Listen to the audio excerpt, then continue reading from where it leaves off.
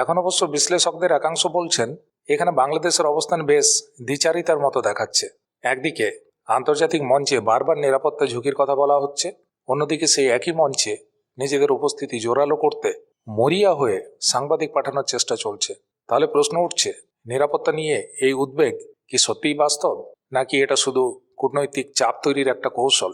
এই ঘটনার প্রভাব শুধু মিডিয়া পর্যায়ে আটকে নেই, বরং বিশ্বকাপ ঘিরে চলা রাজনৈতিক উত্তেজনাকেও আরও বাড়িয়ে তুলছে। অনেক ক্রিকেট বিশেষজ্ঞ বলছেন আইসিসির সিদ্ধান্ত হয়তো পুরোপুরি স্বচ্ছ নয়, কিন্তু বাংলাদেশের এই দ্বৈত নীতিও আন্তর্জাতিক মহলে অস্বস্তি তৈরি করছে। কারণ একসঙ্গে নিরাপত্তা ঝুঁকির অভিযোগ তোলা আর একই সঙ্গে সেখানে উপস্থিত থাকার জন্য মরিয়া হওয়া, এই দুই অবস্থান বিশ্বাসযোগ্যতাকেই প্রশ্নের মুখে ফেলছে।